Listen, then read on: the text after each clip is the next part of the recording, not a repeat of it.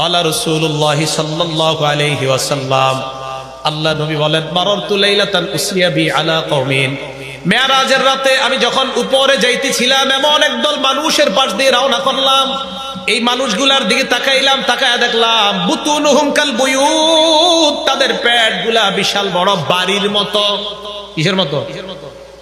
নবী বলেন, আহারে তাকায়া দেখলাম ফিহা আল হাইয়াত তুরা মিন খারিজি বুতুনিহিম, আমি দেখলাম পেটের বাহির থেকে তাদের পেটের ভিতরে দেখা যায় বিশাল বড় বড় সাপ দৌড়ায়।